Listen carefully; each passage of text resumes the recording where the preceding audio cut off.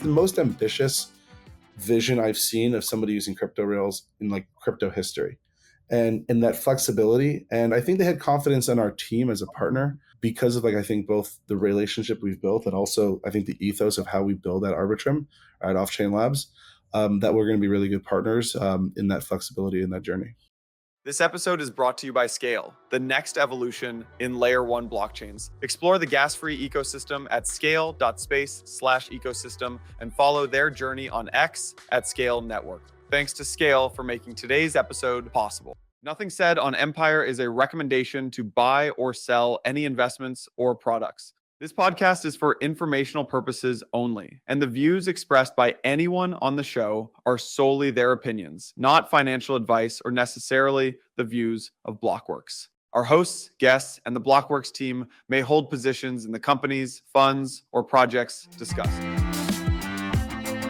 All right, everyone, welcome back to Empire. We have a very special one, hot off the presses. We've got AJ and Steven from OffChain Labs, contributors to Arbitrum.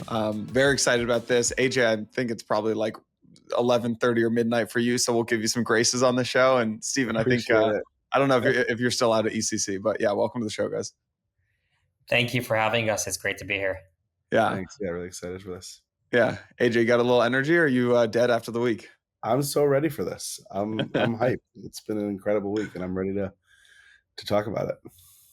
Good. Okay, so we are obviously talking about, I mean, you guys just had, I think, one of the biggest like crypto meets TradFi meets capital markets announcements probably in the history of crypto, which is that you guys are working with Robinhood to bring Robinhood on chain. I'd say there was a tweet that from this guy who I don't know who it is. His name is Kaido.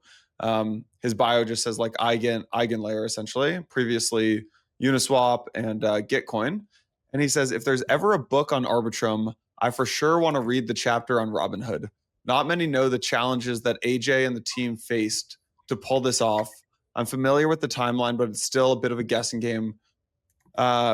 Just 2 months ago, actually, we'll pause on that for a second, but he just says, AJ did an amazing job bringing Robinhood to Ethereum. This is a huge win for Arbitrum, huge win for Ethereum.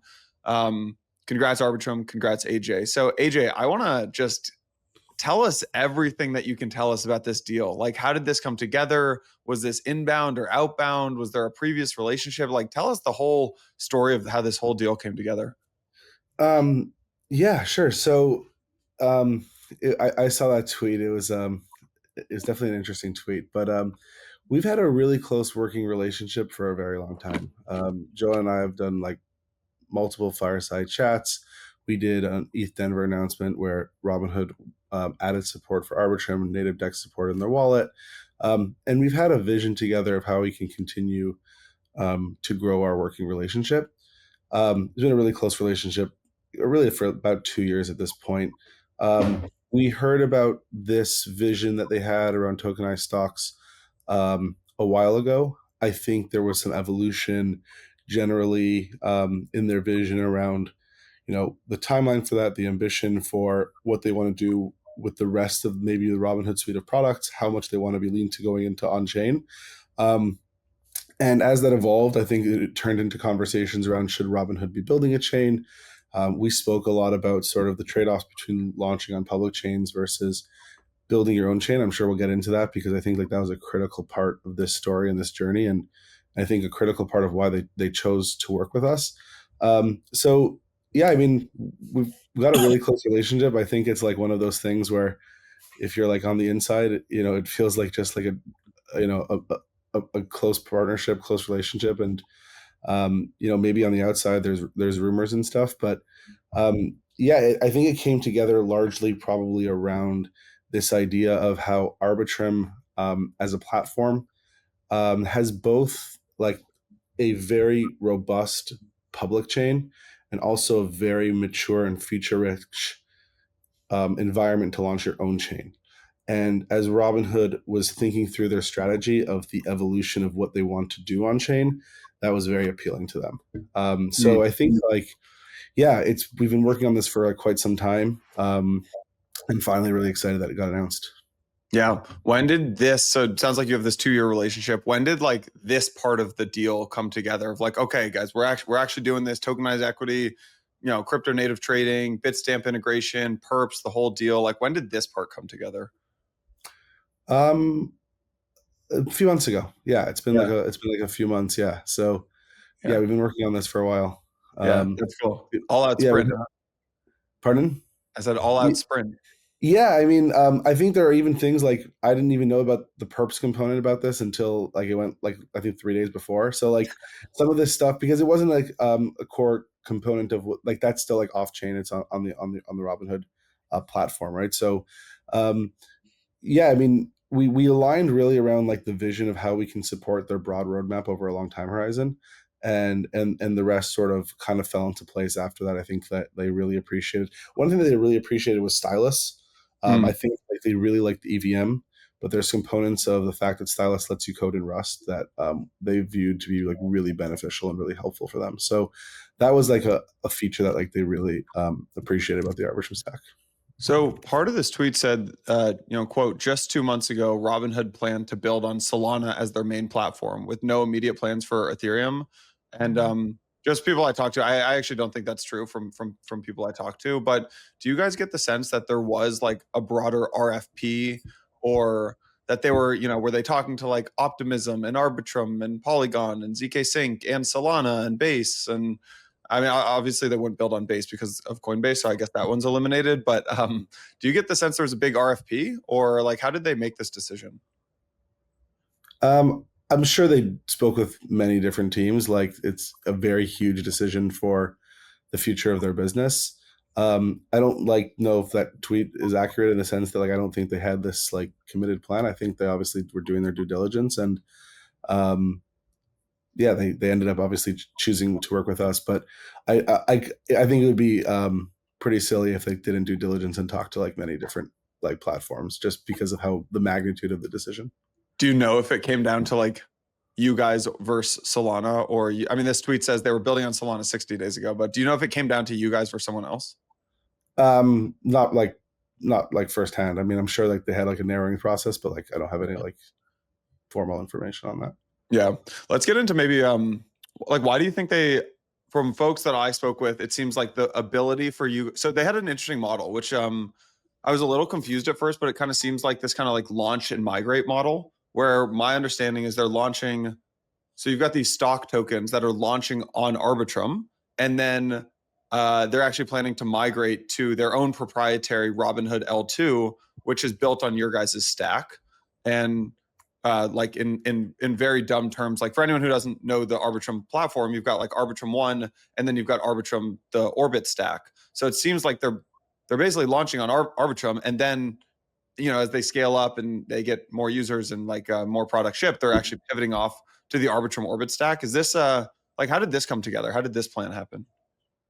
I think that's actually one of the core benefits of the Arbitrum stack. It's just, what AJ was telling you before. The Arbitrum stack is actually the only stack that has both a credibly neutral top 5 blockchain, if you will, and also a top blockchain stack where you can go ahead and build your own blockchain. If you look for an institution, or really anyone that wants to maintain optionality, like the absolute best place to build is Arbitrum, because we can grow with you. What Robinhood actually did was they said, hey, we're launching immediately, quickly today on Arbitrum 1, platform with deep liquidity, and one that's available right away. They didn't have to do all this pre-work to build the chain before it was announced, which would have been very difficult, of course, to get all the partners on board without this leaking publicly. So they could announce, be live day one on Arbitrum 1, and then migrate when they're ready to their own chain, and do that using the exact same software stack, so they don't have to change their contracts. If you imagine they used a different stack, which has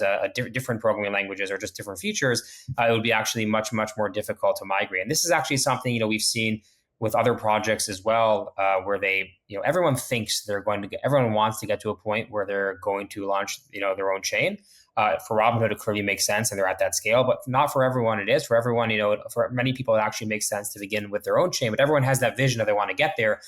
And the question is, like, do you have to decide that on day one and sort of lock yourself into one of these two worlds? In most stacks, you do. If you talk to our competitors, there are those that have a public credibly neutral chain, and there are those that have a blockchain stack, but there's no one else that has both. And those that have a chain will tell you, no matter who you are, you should build your own chain. And those that don't will say, no matter who you are, you really don't want to build your own chain. We actually have the ability to work with you and say, maybe you should build your own chain today, maybe not. And even if you decide not to, you can actually always revisit that decision tomorrow, which is a really unique feature of what we do. Yeah, I'll just add in some things that Vlad shared publicly, and I know from my conversations with them, it was really important for them to get this product out ASAP, and like obviously when they did at like EthCC, right? They launched tokenized stocks in the EU. They wanted to do a whole show here. They wanted to have a bang that it goes live. They want to. This is like what they called phase one. They have a very ambitious roadmap for what they want to be doing on chain to serve their core business.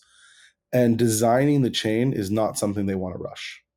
And so like what Steven said, which is a critical point, is they can be building on Arbitrum and not rush that component of it without having to sort of add complexities that they would have to have if like it was a different sort of migration, right? So they wanted to announce the chain because they want to think about how do we attract the business, infrastructure, architecture. Very hard to do that in stealth.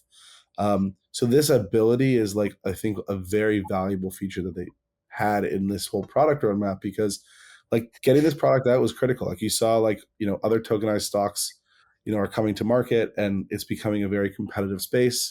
They want to put their foot down. I think they're the best position to win, which is awesome. And we want to be there for that journey, but like they don't want to rush the chain, right? Yeah. So like phase 2, phase 3, everything beyond is, could probably go to Robinhood chain if it doesn't start there. But like they're able to do that while like not saying, oh my God, we're delayed on our core product and capturing market share. Did they from the outset, did they know they wanted to build on a public chain, or was this a conversation? I think AJ, you mentioned like public chain versus private chain. Like, tell me about those conversations of because if I'm them, I mean, you got to think about doing a private chain. Like that's just a natural thought, I think, especially for someone who's maybe coming into crypto from the outside, not from the inside. So take me into those conversations. Yeah, I think that like the questions about public chain versus private chain were probably somewhat related to what they ended up doing, which is they knew they wanted to launch like on June 30th, which is when they did. And like the question of can they get the public chain ready by then was like a critical like product question, right? And sort of what Arbitrum solved for them is you don't have to make that decision, right? Like, if they wanted to use a stack but it wasn't ready and they used the public chain equivalent of that sort of stack, and it was like going to be poorly received as like an ecosystem or an environment where like it's unlikely to be successful, that wouldn't have been helpful for them, right? So what Arbitrum really allowed them to do is like recognize all the benefits, and we can talk about them now because I think it's like pretty important, like from a thought process perspective, recognize the benefits of why you would want to launch your own chain if you're Robinhood, but also not have to like sort of wait on it. So that was probably like to the extent that they were wavering on this question, I think it's related to just like timelines. Obviously probably a better question, for them than for us. But the reason why if you're Robinhood, and I think L2 architectures, like this is a really important thing to understand about L2 architectures. The reason why if you have your own users, like at the size and magnitude of Robinhood, that having your own chain makes a lot of sense is critically like you're turning operating expenses into revenue, right? Especially if you're planning on abstracting it from your user base, right? Like they might not want to pay transaction fees on behalf of their users, or they might want to, and if they do that, like it's really an operating expense versus a revenue opportunity. And L2s like on Ethereum right now are like a 93% gross profit margin business. You have things like, and then that's even forgetting like, MEV focused revenue, right? Which if you're on a public chain, you're basically leaking out to external validators versus internalizing into your business. And in many ways that might be core to a business, right? So it's a really, I think, critical decision. And also, if your intention is to sort of bring multiple products on chain, there are compounding effects from a user experience and what you can do in an application front end if all of this is sitting on sort of infrastructure that you own and control.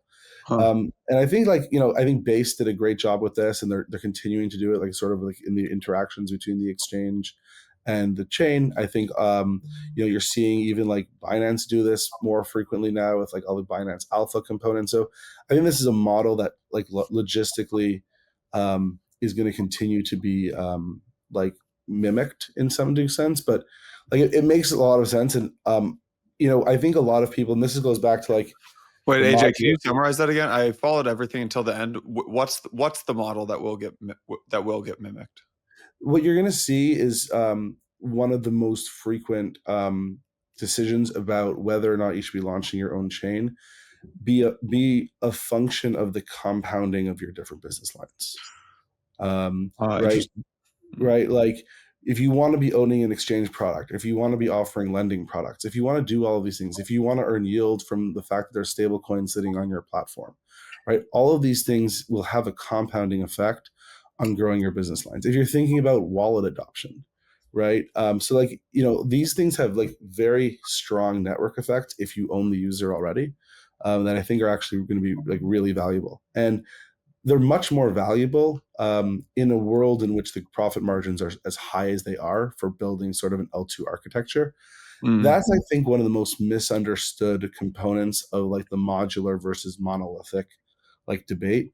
I think if you had a blockchain that theoretically like had all the scale and throughput in the world, it doesn't solve this. It doesn't solve the point of both turning operating expenses into revenue, right? Like, because the reason to launch on a public chain, any public chain, whether it's Arbitrum, Ethereum, Solana, etc., is the value that you generate from having like composability and access to liquidity in your eyes is greater than the costs that you're paying in operating expenses versus having it be revenue.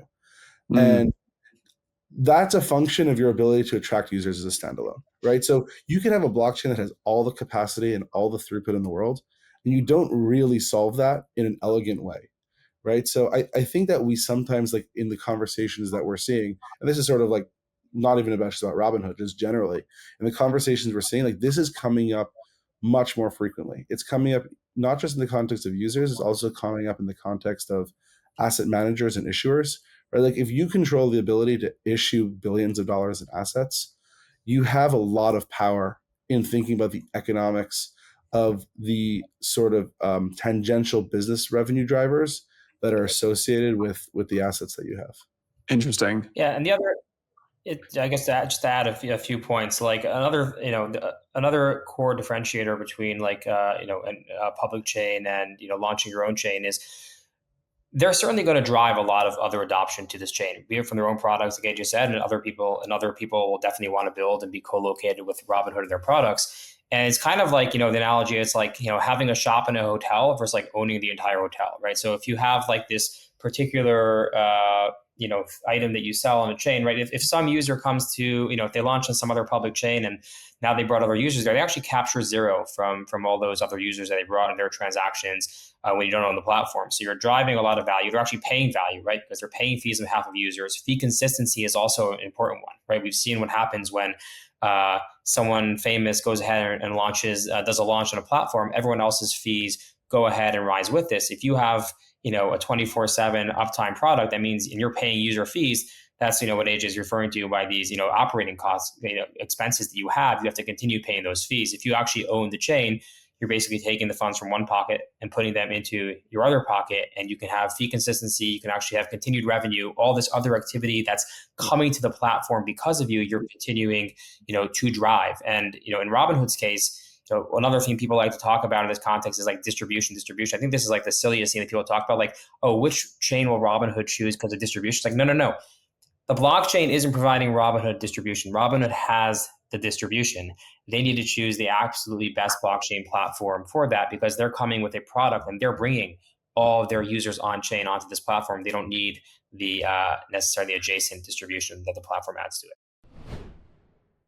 This episode is brought to you by Skale, the next evolution in layer 1 blockchains. With a gas-free, invisible user experience, instant finality, and robust security, Skale allows for limitless scalability and has already saved its 50 million users over $11 billion in gas fees. Scale's high throughput, zero transaction costs, and powerful Web3 infrastructure make it the ideal platform for gaming, AI, and other high throughput apps. To explore the gas-free ecosystem, visit scale.space/ecosystem and follow their journey on X at Skale Network. That's Scale spelt with a K. Thanks to Skale for making today's episode possible. Katana isn't another new general purpose blockchain. It's purpose built for DeFi users to provide the best experience possible. It does this by sustainably generating deeper liquidity and higher yield than any other network. If your assets are sitting idle, then they're dead. Katana is built from the ground up with DeFi mechanics to bring your bags back to life. All you have to do is bridge over, and Katana does the rest for you. Incubated by Polygon Labs and GSR, Katana launches with a notable ecosystem of primitives, assets, and partners like Morpho, Sushi, Vertex, Lombard, Chainlink, and Yearn. Be early to Katana. Join the pre-deposit campaign before mainnet opens at the end of this month. Deposit funds and open rewards filled with randomized amounts of KAT tokens. There's also a CryptoPunk and other exclusive NFTs hidden for the lucky ones. As always, investments in blockchain technology involve risk, terms, and conditions apply. Great points. Okay, a lot to discuss there. What did Robinhood want the most out of Arbitrum? Like, because you're right. Like, so I think if blockchains are used to pitching these crypto founders, and the pitch has been distribution, right? If you're Base or Arbitrum or Solana, you're like, hey, come build on us because we've got pumped out fun here and we've got the distribution. But in this case, Robinhood's like, guys, like, don't even. I'm way bigger than you guys from a user and distribution perspective. So what is it that they wanted? Is it the customizability? Was it a fee? Did it come down to like fees and fee splits and things like that? And specifically, if it's like the customizations, what kind of customizations did they want? I'd love to get into like the nitty gritty details here. Yeah, so I think like the nitty gritty details are like things that we're, I think, still like designing with their team. Like obviously the chain's not launched, and we could launch a chain tomorrow if we wanted to. We'll talk about the customizations that we might think. I think that the most important thing for them was this flexibility, right? This idea that, first of all, like if you even just think about like Arbitrum as a platform, and we can talk about all the ways that we're flexible, like the Orbit product as it's constructed, it doesn't opt you into shared governance. It doesn't require you to be part of an interoperability set. You can do whatever you want with it. You can make any customizations you want to it. If you can figure out, what sort of, do you want a custom gas fee token? Do you want to use ETH? Do you want to use an alternative DA? Do you want to use Ethereum blobs? Do you want to have like a KYC layer built into it? Do you want to have specific ordering flows, whether it's time boost or PGA or first come, first serve? Like you can do whatever you want. That was, like, I think, really important. And it was also, and Johan mentioned this specifically, they get full EVM compatibility with Arbitrum. If there's things they want to write in Rust, they still can using Stylus. We're the only one from a flexibility perspective that gave them the ability to write in both Solidity and Rust. And Johan, I think he was like kind of tongue in cheek, but when we were on the stage together, he said, "I have a really hard time finding Solidity developers." I think the way he thinks about this is, again, he's not trying to build a product that appeals to crypto people. He's trying to use crypto rails to appeal and build his business for his user base that he wants to grow, right? So the fact that I give him that flexibility and say, you can build in Rust, right? And if it's easier for you to find Rust engineers, that's fantastic. I think that flexibility, like throughout the decision-making process, launch an Arbitrum 1 or launch an Orbit, or do both and migrate later, right? Write in Rust or write in Solidity.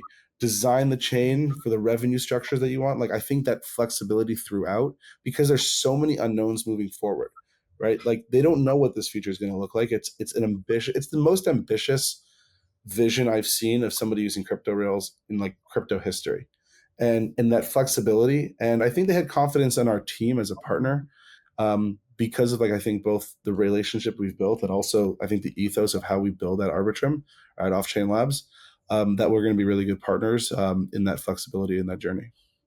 Yeah, just to zero in on the last point, it's the optionality is actually the core thing. So the full set of features, like, probably don't know what's going to exist today, but the idea is it's the Arbitrum stack allows you to govern yourself and give you the optionality that tomorrow or in a week or in a year or in 5 years, you can go ahead and modify the code at will without asking us or anyone else permission to go ahead and add the features that you want. And even if, on launch, and I'm not saying it will, but even if on launch it looks very vanilla, the fact that at any point you can go ahead and make these deep customizations in the Arbitrum stack is actually very valuable. This is Like probably the big, like if you're sitting down at the beginning of the year, you're like, what are the dream logos, and that will like really drive value for the business. This is probably like one of the dream logos, I would say, is a Robinhood. How do you think about what the business model is of this, right? Because you've got the chain, Robinhood's building on the chain, then you've got the stack so that they can build the chain. What's the, especially for someone maybe who's listening to this and they're not super crypto native. They're just trying to think of a P&L, and maybe they're familiar with like the normal SaaS business model. Like, how do you think about the business model of what this is here for Arbitrum? It's actually a very simple business model. And the bottom line is the Arbitrum DAO has economic alignment with all the activity in the Arbitrum ecosystem. And the way that it works is for Arbitrum 1, so the chain that you mentioned, the chain that Robinhood launched on and is live on today, the Arbitrum DAO collects the fees for that. Those don't go to some foundation wallet. Those don't go to OffChain Labs. Those go directly to the on-chain treasury that's controlled by the token holders, all those fees generated by the product today. But looking forward to Orbit, so what happens when they launch their own chain? How do token holders, how does the DAO, I should say, see revenue from that? And the answer is, the way that Orbit is set up is there are two different models. There's an L3 and Arbitrum 1. If you're an L3 and Arbitrum 1, you don't pay any fee. And the reason is you're naturally paying fees. You're settling on Arbitrum 1, so all of your fees are being paid on Arbitrum 1, and naturally the ecosystem is collecting from you. But let's say you're taking the Arbitrum Orbit stack and building an L2 on Ethereum, like Robinhood is doing, or you're building an L3 on Base, like say Blackbird or Degen Chain are doing. The Arbitrum ecosystem doesn't naturally get any fees from this arrangement. So the way that the licensing works is you pay 10% of your on-chain revenue to the Arbitrum DAO, and that's it. It's a very basic model. There's a 10% profit share that goes to the on-chain treasury. So that's 80% of it actually goes. What Robinhood is doing here is 10%. Everyone does it. That's just the Arbitrum. Everyone who launches an L2 or an L3 that settles elsewhere pays a 10% under the Arbitrum expansion program, it's called. Got it. So Robinhood makes $1 billion in 2027 on their new chain. They're paying Arbitrum $100 million and it goes into the DAO. Yeah, to be clear, it's making it on transaction fees and like the priority access, right? It's not like if they charge their users a swapping fee or something. No, that makes sense. That makes sense. Yeah. Cool. Got to think to break it down, just like to be very accurate. Pardon, Yana? Said got to think big. It could be $1 billion. Oh, it could be 10. Sorry, go ahead, Stephen. I was saying, just for the sake of accuracy, so of that 10% that comes in, 80% of that, so 8% goes to the on-chain treasury, and then there's something called the Arbitrum Developer Guild to fuel further building of the protocol, which gets 20%. But all this is completely transparent on-chain. You can track the funds as they go from, again, like AJ said, it's from every Arbitrum chain. They're either on Arbitrum 1 or they're paying fees to the DAO. That's just how the Arbitrum expansion program works. Got it. Nice. The main... There's a question going around Twitter, which I saw in the comments, which was like, how much did Arbitrum pay to get this? Or like, what is the grant? And I guess I would contextualize this question with my own personal thoughts around grants, actually, which is that they get a really bad rap in crypto because just because it feels like people hate pay to play and stuff like that, but it's actually a very tried and true model in like Web 2. Like if you look at I was just reading about this Amazon book about like Bezos and the growth of Amazon. And when they grew Alexa, what they did to get companies to go build on Alexa, like Nike, was they gave them a grant to come build something new on Alexa. And that kickstarts the growth for the ecosystem. Then Alexa gets big and then they don't have to do that. So I don't know. Again, I don't know how much you can share here, how much how much you're comfortable, but I'd love to hear like how, if you gave them a grant and how big of a grant it was and what that looked like. So unfortunately, like by policy, I can't share the specifics of the partnership arrangement with them, with Robinhood and the Arbitrum Foundation. What I can say is that ultimately, I think this is a very good deal for both parties. Obviously, Robinhood is benefiting by getting access to the best blockchain technology available, and one that's flexible to meet their needs. And the Arbitrum ecosystem is benefiting directly, as we mentioned before, both financially, but also obviously from the large effects, ecosystem and community effects that and the rippling effects that will happen, from this announcement. So ultimately, I could say that I think it's without getting into specifics, I think it was a very fair deal that both sides will benefit from. Can you say if it's the biggest one in history, Stephen? I can't, unfortunately, comment on that. Okay, that's fair. Sorry, the last thing on this, I know you're not interested in these questions, but I got to ask them is you guys did the thing in, I forget the exact, it was like the fall of 2024, which was the AIP, it was like funds to bolster foundation strategic partnerships budget. I forget if that went through. I should have looked at that before this, but I think you guys, it did go through. So it was like 250 million ARB, I think, with the main objective to go out and get these strategic partnerships. And yeah, I mean, hats off to you guys. Like you clearly landed the big one with Robinhood. And so I'm curious if this played a role. And then the follow-up question is like, okay, you got Robinhood. I'm guessing you didn't spend all of the 250 million ARB to do this. Like who do you go get next? And like, how do you think about like growing beyond that? Multiple questions in one there, but. You want to take this one, Stephen? You want me to?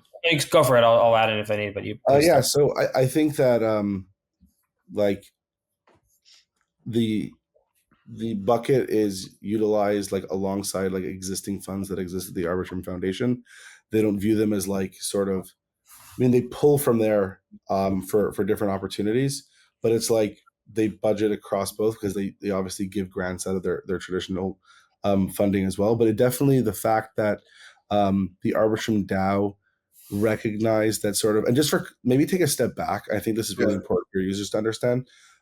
Most L2s, L1s, this like foundations have control of a very large portion of the treasury of tokens. Like usually it's frequently in the range of like 30 to like 50% of the token supply. In the Arbitrum case, the Arbitrum Foundation only has about 7% of the token supply that vests over 4 years, right? So they get somewhere in the range of, I think, 175 million tokens a year for 4 years, per year for 4 years, right? And they're frequently competing against, ecosystems that have, the foundations have most of it. The rest of the treasury of the Arbitrum DAO, which is about 2.7 billion tokens, sits in the same wallet that is controlled by token holders.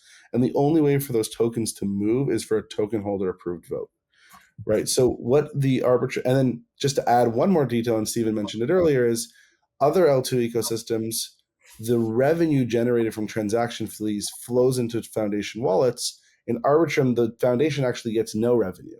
The DAO gets the revenue, right? So for the foundation, it's a really nice checks in place to make sure that they're continuing to be effective. But it also has a much more limited ability for them to continue to support themselves and sustain themselves.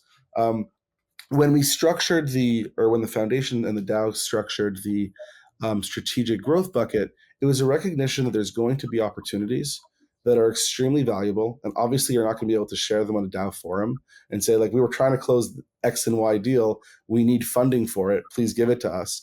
It was a recognition that like we should think about a pool of capital, that there's very specific requirements. Like it's not used for operational expenses. It has to be if the grant is between A and B amount or whatever like the stipulations were, that we want to be able to pull to be able to close these things, right? So that was like the structure, right? So again, even if you added it to the foundation's budget, it's still basically an order of magnitude less than the percentage of token supply that foundations typically have.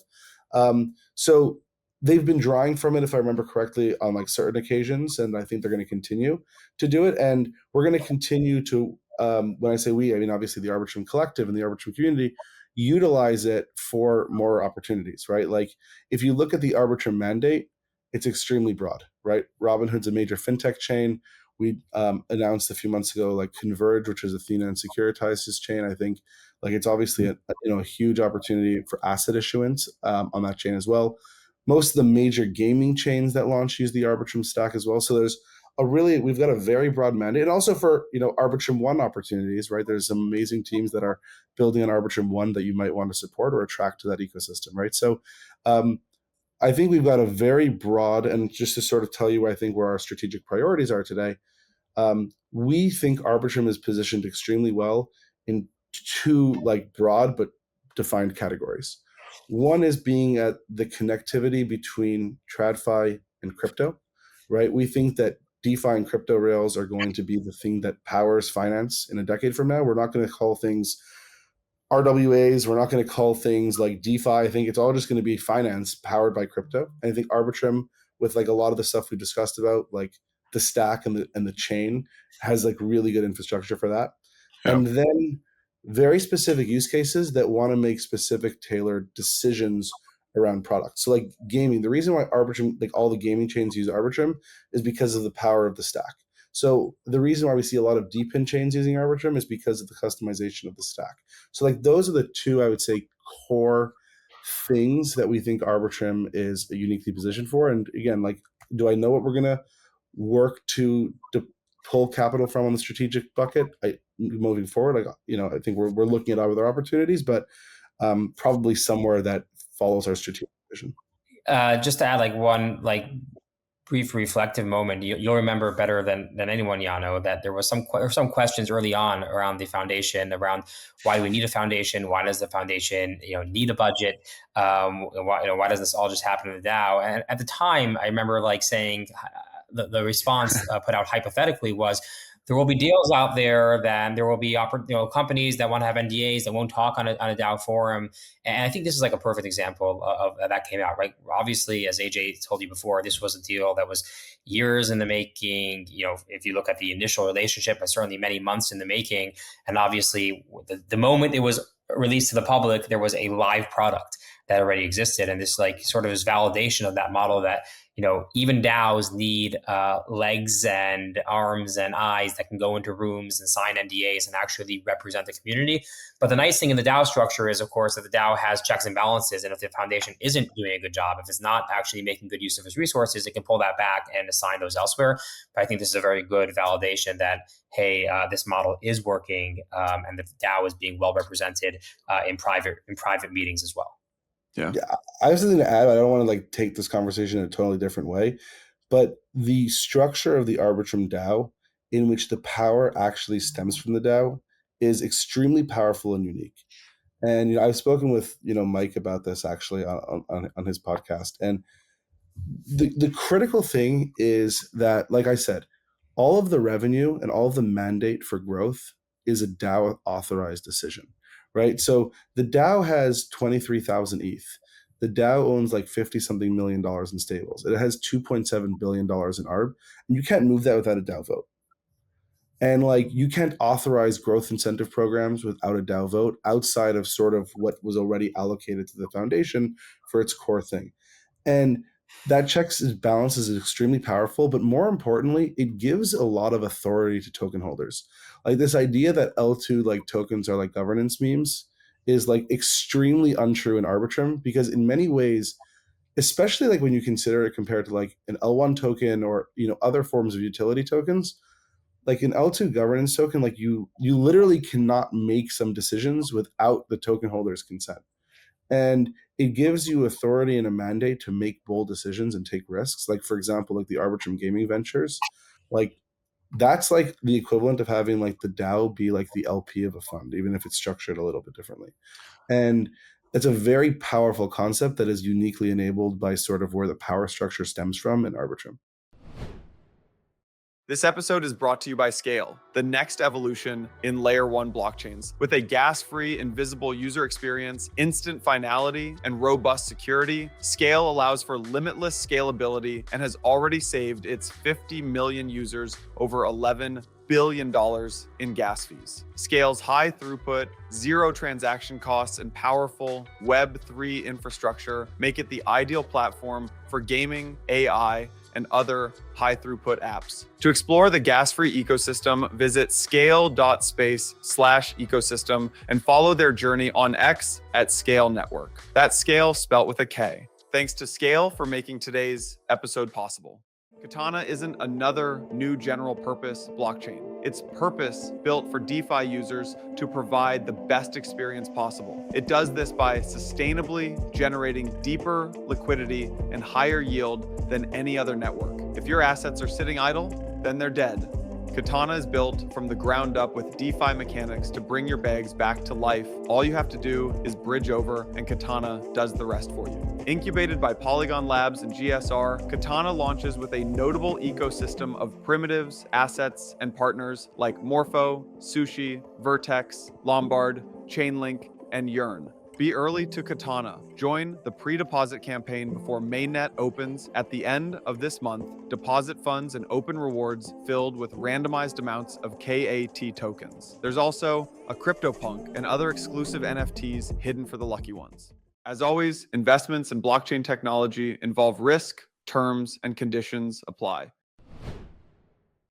There is a post that you wrote, AJ, back in April that this just reminds me of, which is it's called "My Personal Hope for the Future of Arbitrum, the Largest Digital Nation," and there's a paragraph in there that's called, I think it was "Authority Over Assets," and it actually, like, reading that post actually is probably the clearest kind of wake up for me when I helped me understand what you and Stephen are trying to build, and you know, and everyone else over there, obviously. So yeah, we can link that in the show notes. It's very clear, kind of like, this is why we are honestly better positioned than other people. So yeah, and I think it's very uniquely positioned for a snowball effect, right? Again, it's multiple different revenue streams of very high gross profit margin businesses. We have a huge mandate, like in Arbitrum, to like continue to expand the relevancy of where we can be deploying capital and investment opportunity. And yeah, I mean, yeah, not to like toot my own horn, I think that post is a very clear way of describing like my personal hope for this vision. Yeah. Yeah. Maybe getting onto a different topic for a sec. Stephen mentioned like, whoa, crazy thought. Like, you know, we actually need like people with eyes and ears and arms, like, to go into the room and like talk to the Robinhoods and the, you know, the banks, which is so obvious in hindsight, of course. This is maybe just a weirdly niche question that nobody will care about except for me, but I'll ask it anyways. Like, who is in the room? Like, Stephen, is this you know, Stephen, we got lunch like a couple months ago. Like, is this like you and Vlad getting lunch and like chopping it up? Is this like AJ and Joe, like you know, figuring out the deals? Is this like your product managers getting together? Like, who does this kind of deal? Yeah, I think it's a little bit of all the above, but you know, definitely a lot of credit to AJ, who actually on our side built a lot of that relationship over the course of many years. But the deal happened basically on every level. You know, in person, virtually, working together in sessions to figure things out. It was quite complex, and really, as you could tell from the event, it had, you know, a lot of details thought in at every level, and buy-in obviously from the very, very top of the company. And that's something which everyone participated in. But I'll let AJ, I don't know, AJ, if you want to, anything you want to add. Yeah, it's like, again, like a deal and a relationship of this magnitude requires a lot of trust in a lot of places. So team effort, I would say 100%. Yeah. All right. There was a tweet that OpenAI sent where it says, so one of the things that's happening that Robinhood's doing is, like, I think secondary markets on their chain tokenized. I got to dig into the announcement honestly a little more, but so something along those lines. And OpenAI tweeted, said, these, quote, OpenAI tokens are not OpenAI equity. We did not partner with Robinhood. We were not involved in this. We do not endorse it. Any transfer of OpenAI equity requires our approval. We did not approve any transfer. Please be careful. I have my personal takes on this tweet, but I'm curious to get your guys' commentary. I know it just dropped literally like an hour before we hit record, but yeah, so I did see that. Of course, all I saw was that. I haven't seen any commentary from anyone in Robinhood, so I don't want to speak for them, of course. But what I can say is, and the product that you mentioned is this idea that not only are we tokenizing public equities on chain, but also private equities, and you know, OpenAI and SpaceX were the two that they did. And I think the larger point is, investors want access to these assets, right? More and more recently, we're seeing companies either delay going public or never go public, and the most liquid and high value deals are happening often on the private markets, and retail investors feel cut out, and retail investors want access to those deals. And ultimately, I believe we need to build a system and find a system where retail investors can get access to these deals. And, you know, minor spat aside, what's clear is we've never had Rails before that could power something like this. And now, drama aside, we do have Rails that can power this. And it's clear to me that we'll need to figure out, how this works and figure out the mechanics over time. But it's clear to me that this is something that won't go away. The demand for these assets is going to go up, and it will be crypto Rails that they are offered on long term. Yeah, I think that's the right take. I think there's a phenomenal episode with Bill Gurley and Patrick O'Shaughnessy. Just the most recent Bill Gurley episode with Patrick O'Shaughnessy, and he talks about just how private markets are becoming bigger and bigger and bigger, and it's one of the fastest up only trends right now is that companies are staying private longer and longer, and we're going to have these $1 trillion private companies with SpaceX and Stripe and stuff like that. And I'm sure you get the same emails that I do, where it's people offering Anduril shares and SpaceX shares and OpenAI shares. And it's just crazy. It's you're going back to the 1970s, pink slips market, pink sheets or whatever it's called, markets. It's there should basically the idea is there should clearly be a market, a liquid open market for these companies, for these secondaries and private shares or whatever. Should that be built on chain or off chain? And we're going to figure it out. And it's obviously going to be on chain. Yeah, so I think on chain is going to be way easier to do it. The irony for me is that this was the number one reason why I got into crypto. I remember when I was in so it was 2014. I was a law school student at the time, obviously not an accredited investor and very little money. And the thing that I kept thinking about was, and this was when social media companies were getting huge, and none of them were yet going public, or they were going public at $150 billion valuations, which was then $1 trillion today. And I'm I have no way of ever getting access to anything with 100x return.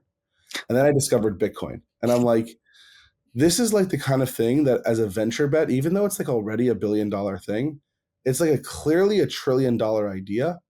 And I'm just okay, I got to get access to this. So for me, it's there's a lot of irony in these things about how crypto Rails can power these things, because that was legitimately the reason why I got into crypto, was because of Bitcoin as an opportunity that was the only thing accessible to somebody who was sort of in my financial position. Yeah. Nice to see it come full circle then. Maybe one or two more questions on this, and then we can actually just move past the Robinhood deal. I have a few other just Arbitrum related questions. Do you have any sense of or dreams of who is next? Obviously you can't tell us, but is there anyone that you guys are working on right now, any potential deals where it's of the Robinhood magnitude? And obviously you can't name names, but is it a bank? Is it a gaming company? Is it do you have a sense of what that could look like, AJ? Yeah, I'll take this one. So I'll talk in broad strokes for a number of reasons, obviously. The two areas where we're starting to see more excitement and acceleration, I would say, is financial institutions just being extremely curious and being extremely concerned potentially about getting disrupted by a huge opportunity that they've owned for 2 centuries. That's been moving very quickly across banks, asset managers, globally, not even just in the United States. So we've been seeing a lot more in that category. And the second area where we've been seeing a lot is large enterprises that are thinking about, and again, this is also quite global actually, large enterprises that are thinking about how social media kind of disrupted the advertising business in many ways. What is the thing in their core businesses as enterprises that crypto will disrupt? And if they're early, they might be able to be the disruptor instead of the disrupted. And we're seeing it in terms of stablecoin payments, remittances, thinking about distribution for ad revenues, all these kind of more in many ways plumbing for an enterprise, but things that can massively potentially change the structure of the businesses. Those are that actually really surprised me. I wasn't expecting this sort of level of relevancy. It's maybe something that's adjacent to sort of the stablecoin craze that we're seeing, but it's actually much more targeted in terms of strategic business decisions than I would have expected. And it's coming together quite quickly and in quite varied ways. So that's been really, really cool to see. Nice. Anything else on the Robinhood deal that you guys want to talk about? I guess one thing which we didn't really cover too much here, just to stress, like the coolest thing to me of this whole thing is that there are many actually I think many who think that crypto is sort of this like fringe asset. AJ mentioned before about DeFi and TradFi merging, which is what we're seeing here. And in particular, like hard to access. Like, hey, you have crypto is only accessible if you can figure out how to get a wallet and back up your seed phrase and connect to an RPC service. And I think for many that's what crypto is, and crypto will always be this kind of almost like alternative system. But the coolest thing, what we're seeing with Robinhood, which we really haven't seen from anyone else at this scale, is using crypto to build a product that's accessible to both crypto native users and non-crypto native users at the same time. They showed at the event this side by side between the US product and the European product. And if we didn't tell you that the European product was different, you would think that they were exactly the same and have no idea that it was built on crypto. And that to me is the absolutely mind-boggling 0 to 1 moment here, because when I got into crypto and I first encountered smart contracts in 2013, it wasn't like the NFTs and the new verticals that I imagined. It was, how do we rebuild and reinvent the current system, which was the appeal of this technology. And I think kind of that got diluted over the past decade or so, and many almost sort of gave up on that and said, okay, no, crypto will always be its own thing. But the answer is no. Whether or not you know how to use a crypto wallet or even know what crypto is, we could bring a new product to hundreds of millions of European users that simply wouldn't be possible without these crypto rails, and you can benefit from them. And it might be surprising to hear someone like me say, disparage using a crypto wallet. But actually, I think the optionality of being able to take self-sovereign custody of your assets is all that you need, right? The idea is that there are going to be some power users that want to do it, and everyone should have the optionality to do it. But I'm not delusional enough to believe that the next billion users of crypto are going to engage with these low-level technical details. And we're seeing validated the crypto vision for the first time, that crypto is the next evolution of infrastructure to rebuild the current system, and you don't have to be crypto native to reap the benefits of it. That to me is the most exciting thing about this deal. Yeah, agreed.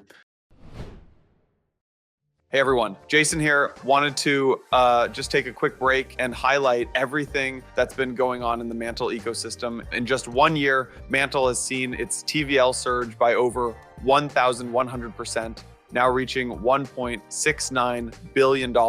That's just such a crazy amount to think about. More than 225 protocols have made Mantle their home, while the platform's eco fund has invested $38.5 million in 51 pioneering projects. Through strategic partnerships with Bybit, including MNT as collateral, supporting Athena to scale, and the first Ethereum L2 to integrate Ondo Finance, they just continue to be on the bleeding edge of L2s. Be sure to stay up to date with what's going on by giving them a follow on X at 0xmantle. Special thanks to the incredible Mantle team for sponsoring today's episode. I wanted to take a moment to tell you about today's sponsor, Zenrock, the permissionless, decentralized custody network backed by Roundtable Partners, 10T, Maven 11, and Spartan. Now available on Jupiter, Rock is the native token for transactions within the Zenrock ecosystem and secures Zenrock's decentralized custody network. The first application launching on Zenrock is ZenBTC, yield-bearing Bitcoin on Solana. ZenBTC will be live in April 2025. To find out more, you can follow Zenrock on X or click the link in the show notes. Ever wish you could access cash without selling your Bitcoin? LEDN, the global leader in Bitcoin-backed lending, makes that possible. Since 2018, they've issued over $9 billion in loans, and not a single Satoshi of client funds has ever been lost. Here's what makes a LEDN loan different. With custodied loans, collateral is not lent out to generate interest. No credit checks, funds in less than 12 hours, and no monthly payments. Repay whenever you want with zero penalties, and they don't just talk security, they prove it. LEDN offers proof of reserves reports verified by a top accounting firm every 6 months. LEDN is 100% focused on doing one thing better than anyone else, giving Bitcoin holders a secure, transparent way to unlock liquidity without selling. Click the link in the show notes to find out more. As always, investments in blockchain technology involve risk, terms and conditions apply.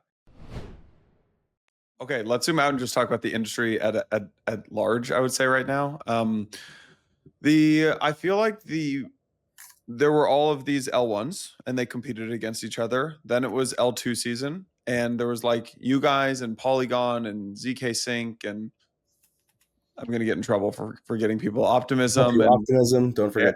Yeah. And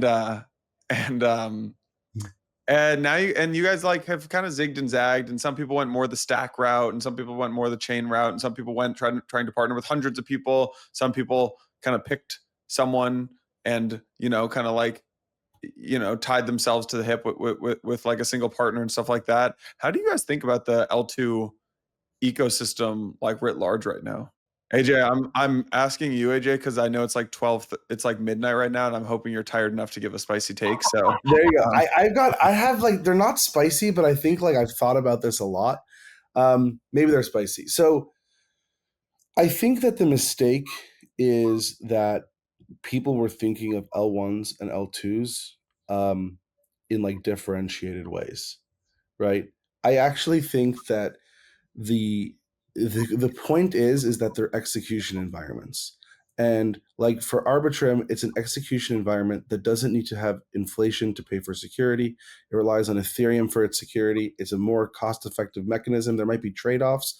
Like for example, some people would probably not like the fact that, ARB is not the native gas fee token. Like these are like the questions of like, they're almost like design decisions. And I think we got way too focused on if something's an L1 or an L2 versus it being extremely like product focused. I think that when you think this through, like the end result in reality is that in many ways, and not like the only like technology and product like are really the things that come to the forefront for me. When we thought about like stack versus chain, like my opinions on this have evolved completely. Like when the first sort of like when the chain wars evolved into stack wars, I was extremely cynical about the whole thing. To me, it felt like us just trying to build a new narrative. I'm like, none of our chains are like congested or saturated, right? What evolved my thinking is two things. One is like teams like Robinhood that are like, we have enough users. We don't want to be on a public chain in perpetuity and like do this whole like revenue operating expense analysis that we discussed before. And the second is people started doing things that were like way more creative in terms of how they want to design the chains. So like I never recommend, unless you like want to launch a plain vanilla chain because you have all the users in the world, you should launch probably on Arbitrum 1 or another L1 or L2. Like I just call them execution environments, like a shared composable liquid execution environment, unless you have a justification not to, right? And I think that what happened was, and I think it was a result of competitive dynamics, and in some way, like one of the things that happens, and maybe this is my spicy take, Yano, you got me. One of the things that happens in crypto is like product roadmaps evolve because of like broader narratives in crypto. Like there was a time where everybody wanted to be an L2, right? So like they evolved from like focusing on an application product that was like critical to the success of their product, and that got like very distracted by the fact that they're now running a chain infrastructure. Even if you're using a RAS, like it's still like a huge added thing to think about from a product perspective. And then when L2s became less hot, people are like, oh, we want to be L1s. And then it's like, wait, like now our token, instead of like being used for like growth, and this is like, now we have to give it to validators. And it's like, people make these decisions that have very long-term consequences as a result of like 3 to 6 months shifts in narratives. I think it's again, spicy point. I think it's a broader criticism of our industry that we have investors, stakeholders that have influences on like a very short-term time horizon. One of the things I like, again, I'm really going down the rabbit hole now. You got me. Crypto companies, even if like tokens are not like going public, it's like you have to be much more responsive than like if you were a private organization. Yeah. And it does influence, in my opinion, like a lot of like product decisions that I think cause that. To bring it back to us and Arbitrum, the way we've thought about this is we've tried our best to be extremely product focused to solve problems. And once it became very clear that people wanted their own chains, we thought about like what is the most logical way that we can provide that and also build a sustainable business. So that's why we talked about like the Arbitrum expansion program thing of like L3s versus L2s. Like that's like a SaaS business, right? And the idea of having like an SDK that is feature rich, robust, like modular, you can turn off and on features, that's like a very strong product decision. So we've tried to remain very focused. I think that's probably one of the areas where we've got a good reputation, which is like, we're probably not like the sexiest name in crypto generally, but I think we have a sterling reputation for focusing on delivering what people want at a product level. Um, Does that answer your question, by the way? yeah, it does. It does. There's just a lot there. I'm just thinking about that response. Okay, so this guy Austin from Dragonfly had an interesting tweet that I'm going to read. It's kind of a long one, but I'm going to read a decent chunk of it, and then I just want you guys to respond and comment on it. So Austin said, Robinhood is joining Arbitrum as Base is abandoning the superchain. The pendulum is swinging back. Here's a trip down memory lane. Arbitrum was dominating optimism in 2021. OP whitelisted developers while Arbitrum was open to everyone, and ARB quickly became the home of DeFi with GMX, DopeX, and others. Then in 2023, Coinbase chose the superchain. Base became so successful that they monopolized developer attention, including from optimism. OP mainnet became a complete ghost chain, forcing them to pivot into only prioritizing the superchain, while their canonical L2 became neutral block space for governance. This strategy actually worked well for a while other huge names chose the superchain, like Uniswap and Kraken and WorldCoin. But now that Base has most of the assets and apps, they have zero incentive to opt into the native superchain interop. So obviously they won't. They've already announced their own security council, which directly conflicts with being in the superchain. My personal take here is that it's very clear at this point that Base is leaving the superchain. Back to his thing, he says, and now Arbitrum, which spent 2 years being looked down on, has a canonical chain that still has a lot of DeFi apps and activity, and B, has landed Robinhood, who rivals Coinbase in retail presence, to build their app chain using Arbitrum Orbit.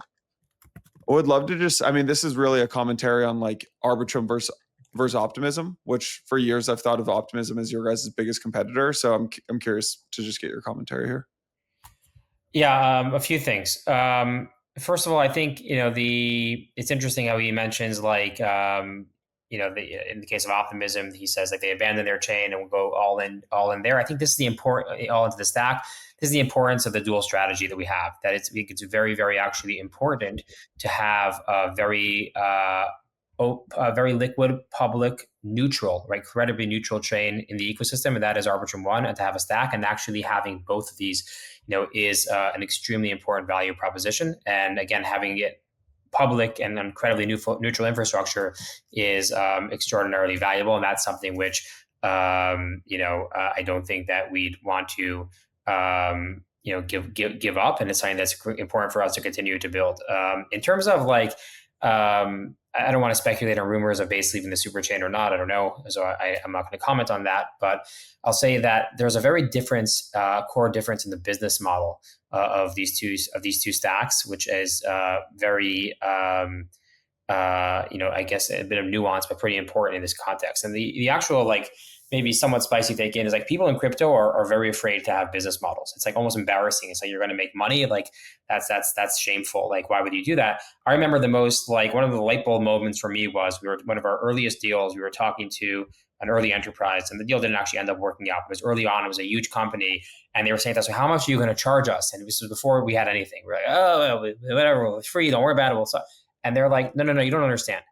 We want you guys to charge us because the biggest risk to us is not you guys making a few dollars. The biggest risk to us is you guys not actually having a good business model. So you're not actually going to be able to be here. And that was like the aha moment for me. It's not bad to have a business model. It's actually important, and it's actually good to have a business model. When it comes to the differences in the business model, in the Arbitrum business model, we charge for the things that people want, right? To use the execution environment. That's it. Simple model. That's what you pay for.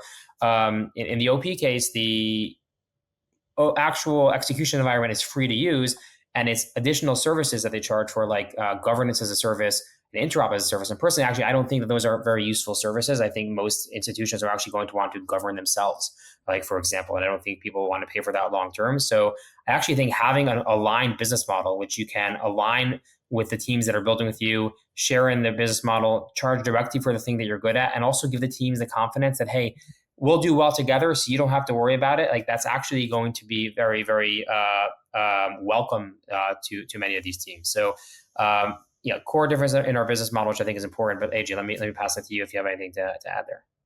Yeah, I think you largely covered. I mean, we've spent a lot of time internally, me and you, like thinking through the strategic stuff about like the chain and the stack. The thing I would add is it's really important in this industry to make sure you have a close touch point to the developers. Because if you lose that or you outsource that, you lose your funnel, right? And then when you lose your funnel, you lose in money ways your mandate and your leverage. And we've tried to optimize across like all the verticals, making sure that we're the relevant touch point for whoever wants to build or create anything. And that's like the main, I would say, sort of distinction, which is we, in our mandate, because we have both products, we can talk to everyone. And we might be in a position where we can like recommend them what their original decision was wrong. So I've convinced many teams that want to launch a chain to launch on Arbitrum 1. And I've convinced many teams that want to launch on Arbitrum 1 to launch a chain.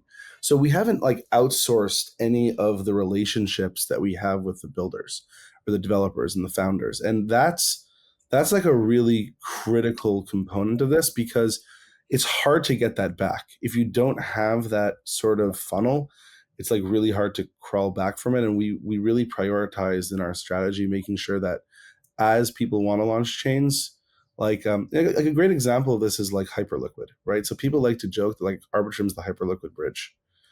I promise you, every single blockchain wishes they were the Hyperliquid bridge, right? We're getting incredible amounts of economic activity, assets flowing through the chain. Arbitrum is like New York in this sense, right? If we didn't have Arbitrum 1 and we prioritized, like Hyperliquid was not looking to launch an L2 chain, right? But they still have an economic relationship in the sense, not like a grant relationship, but like in that they use Arbitrum 1 as their source of liquidity with us. And I have a great relationship with that team. We chat all the time. We think about how we can help each other grow each other's businesses. But like even in something where you'd think that we don't have a funnel for developers, we do because of this, right? So that like to us is like a really, really important component of the strategy. Again, Austin used to, by the way, Austin used to work at OffChain Labs, just as a heads up. So I feel like that's like worthwhile for disclosure. Actually, the other thing that he mentioned, which was the self-critical moment, which I'll just address as well, is, there are always ups and downs, and definitely, actually just as a life of a founder, like, sometimes you'll feel fantastic and sometimes you feel like everything's crashing down. And sometimes the highs and the lows are like, days apart from each other. So, the one thing about our Arbitrum is I think we've done at OffChain Labs, we've done a pretty good job at trying to like ignore the noise of the moment and really be long-term focused on what we think matters. So like, AJ mentioned this, this deal and other large deals go back many months. It was like, you can imagine like, in the depths of like meme coin season where we're getting like,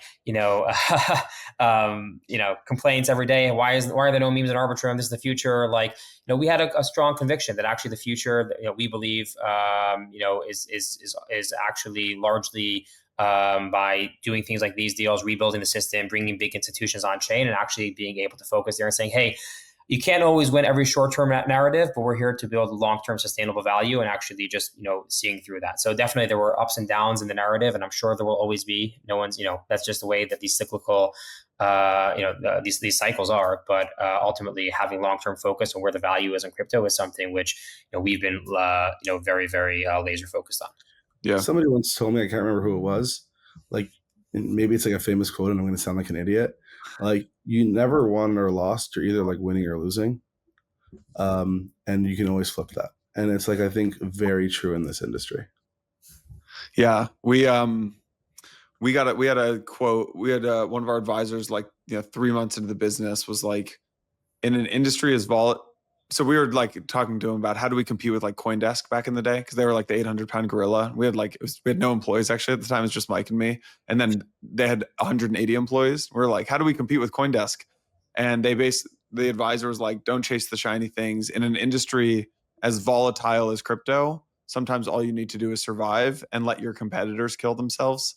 And I mean, it's just like, if I could give one piece of advice to a founder in crypto, I don't know if it's still the same, because now the industry's like, I think the cycles will smooth out a little bit, but like at least the last 10 years, that's been true. I have two last topics here as we think about wrapping this up. One is, I mean, you guys are doing well. Like you've got a top 5 chain and you got a top 5 tech stack. I mean, you could, I don't know, probably top 3 for both. I don't know that like the top 3 or top 4 or top 5, but like you've got a top thing for the chain and you've got a top chain stack, which is great. But the token is at an all-time low, which like, I mean, if I were in you guys' shoes, that'd be really frustrating. Like that'd be annoying. And if I would, is there another answer outside of like, hey, you can't look at the price, and like the PR answer here is like, look, don't look at the price, just keep building. Like the market will figure it out. Is there like is there a different answer that you could give there in terms of like, how do you really feel about the price of Arbitrum, and how do you really think about it? I think, and it's going to sound cliche and probably very reminiscent of kind of what the answer you just foreshadowed. But I can't tell you, there's a lot that people do when it comes to like short-term narratives and like what a particular trader, thinks on a daily basis. I literally don't think about that at all. I can't, and it's nothing that I can optimize for, and it's not what I think about. What I think about is, how do I build long-term value? And by the way, how do I build long-term fundamental value? Like, we discussed revenue. How do we grow sources of revenue? So there's like real, truly trackable value that you can really put a number to, and the value is quite high. Those are the things that I think are important. And there's always going to be short-term narratives that play in different ways. But the thing that I want to be are these long, and by the way, the thing that I want to be is a long-term steady narrative that the Arbitrum is continuing to sustain and continuing to grow. And over time, that will become apparent. And it's just building actual real value. And you see this a lot when it comes to different chains. I won't name any, but over the course of the years, this happens like once or twice a year. I'll get a phone call from an investor, and they'll say, this particular chain, like, look, they're attracting all this investment. They're gonna dethrone Arbitrum. And obviously, as the game is never over, but what typically happens is someone's throwing out like unsustainable incentives, and their chart goes like this and looks like this. And the Arbitrum chart, I mean, by chart, I mean here adoption, right? The adoption of the chain and the TVL of the chain, all the metrics of adoption, continues to climb steadily. So there will always be these blips that are going like this as we're climbing. But my goal is to keep climbing, keep building value. And what I can tell you, what I'm very confident in, is looking forward 3 or 5 or 10 years from now, Arbitrum will be here. Arbitrum will remain extremely relevant, and Arbitrum will power the absolute largest institutions of the world as they come on chain and rebuild the system on chain. When and how individual investors or large investors take note of that and how they value that, I can't tell you, but I can tell you that we're building for the long term. Stephen, I have a slide from our annual kickoff that I'm going to show you, which is called "Be the Line," which is basically just look, we're going to have competitive. Like this industry is very volatile. There will be times when competitors look like they're growing faster than us, but oftentimes that growth is extremely unsustainable. I mean, we had a competitor who we had 30 employees, they had 30 employees. We woke up, we had 50 employees, they had 200. Turned out they were taking money under the table from like FTX and SBF and stuff like that. So you just got to be the line and don't chase silly growth. So I agree. That's the the succinct way of saying the long thing I just said. Yeah, exactly. Yeah, be the line. Just to go one step deeper in there, just because I have to ask it, like the thing that I talked to a lot of like the founders of different chains and stuff like that and protocols, and the really hot narrative right now is corporate treasuries. And like my gut take on these things initially was like, oh my God, like what a money grab, like what a grift. But actually, like as I look into them a little bit more, like they kind of make sense. Like there's a big pool of institutional capital that wants to buy things like ARB token maybe, but they don't want to open a Coinbase account, or they don't want to open a MetaMask wallet or something like that. So like maybe it actually does make sense to put an institutional equities wrapper around an Arbitrum token. Do you guys have any, AJ? I know you do a lot of like the corp dev or like corporate development. How do you think about these treasury companies? Yeah, so I think there's like a gap between the two things you said, which is one, like corporate treasuries, and then making it available in an equity format, right? Because like I'm not sure if I was like running like a treasury management strategy, it would make sense to have like a hugely volatile asset on balance sheet. Obviously, like typically you have it in like much more safe and less volatile assets. Maybe treasury company is the wrong word, but like a vehicle that is Yeah, only yeah. just Arbitrum tokens or something. Yeah. So I think it's like part of a broader question of like how do we get and make sure that traditional investors, whether they're retail or non-retail, can have access and exposure in ways that they're familiar with. So I think that they're interesting in that sense. I think like some of like um, the strategies that are employed are like overly complicated and like ripe for like these things kind of blowing up. But I think the broader principle of like how can we make sure that investors can invest in these assets in ways that they're familiar with on platforms that they're familiar with is like directionally like a very good idea. I just hope we don't sort of do what we sometimes do in our industry, which is just take a good idea and like turn it into a bad idea by extending it way too far.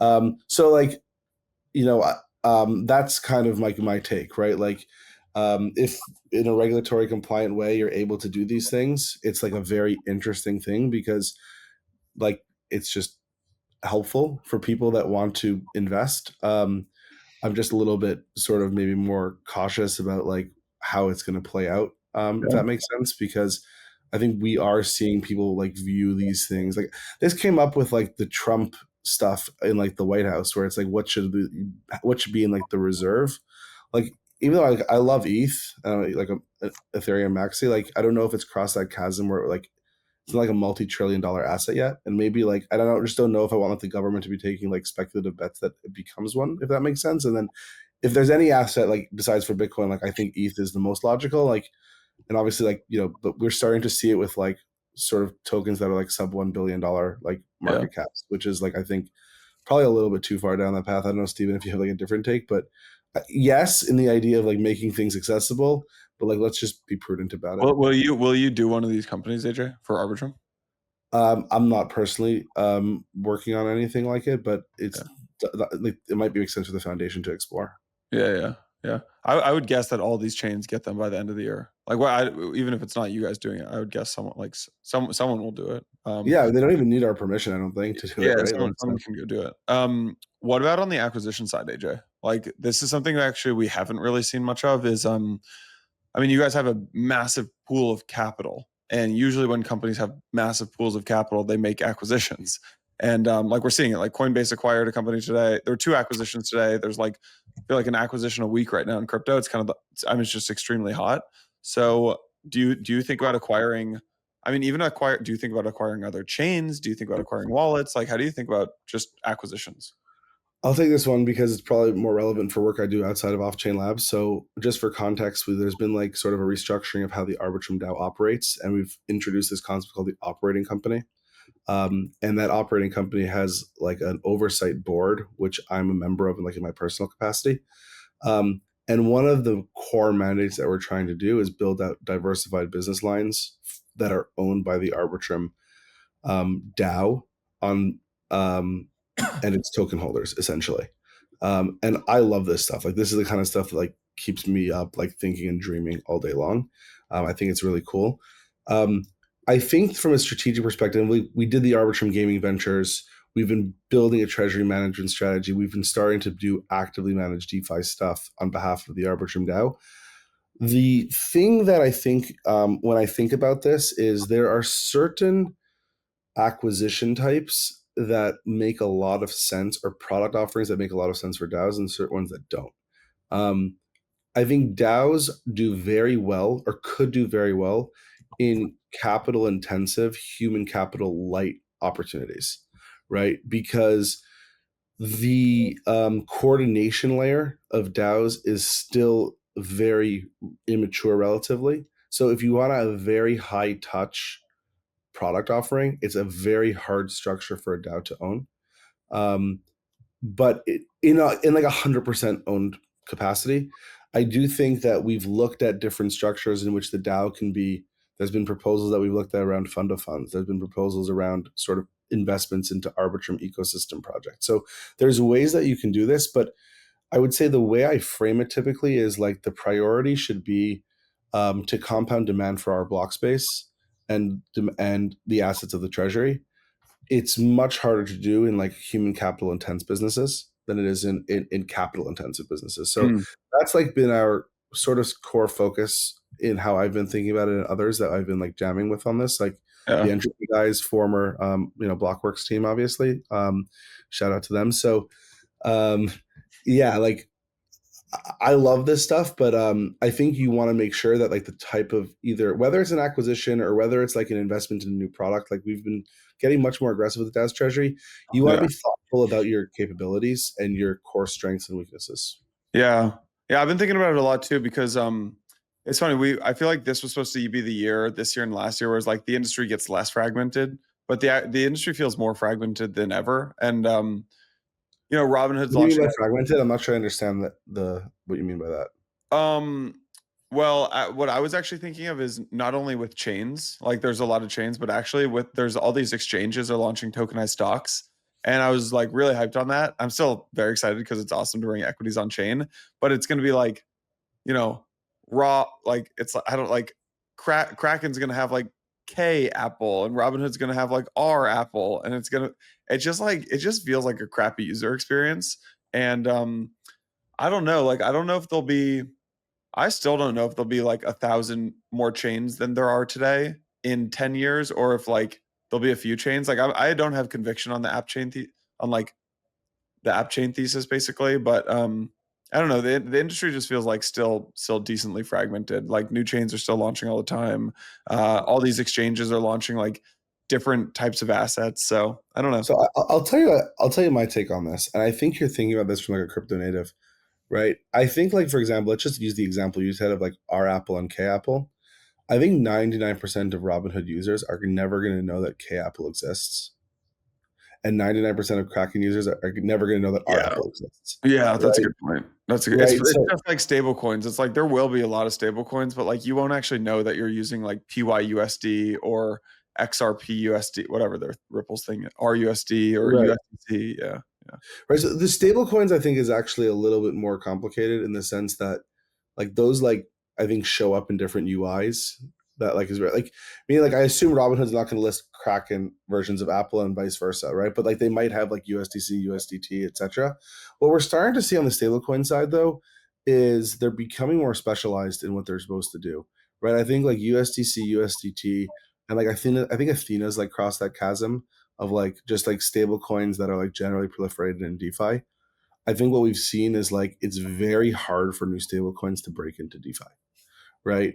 I also think that what you'll see in payments is that the stablecoin issuers and enterprises, like if it's like a white label version, like I think this is probably like Stripe's strategy, I'm guessing based on their acquisitions, is going to be like much more white label and abstracted, right? So like if you want to be like if you're going to accept stable coins in like, let's say like an online payment platform, that might be the type of thing where it's like they're not going to show you USDC, USDT, PYUSD, etc. Like they're going to have like their payment platform provider. It's going to say US dollars and it's going to be stablecoin rails underneath. So I think it really like it kind of is thematic of what we've all been talking about for the entire podcast, which is we've moved from, I think, the paradigm of where we should be viewing things through the lens of a crypto native to what the user experience is that people are going to be seeing, sort of in like traditional sort of, experiences that they interact with the industry. Yeah. AJ, I know it's 1 a.m. and you guys have had a long week. I got 4 more minutes. So we can wrap this up. Any closing thoughts, things that we didn't talk about that you guys want to cover? No, just, hit me up, reach out if you want to build with us. I'm going to plug, Arbitrum everywhere. We want to build and support, all the different ecosystems and use cases. And thanks for having us on the show. I got it. We're going to clip that and put on anything else you want to cover. AJ just goes, nah, just hit me up. Just hit me up. Yeah, it was great to be here. Thank you for having us. I think we covered a ton today. Cool. Well, congrats guys. Monumental deal for the industry and yeah, big win. So thank you. Thanks.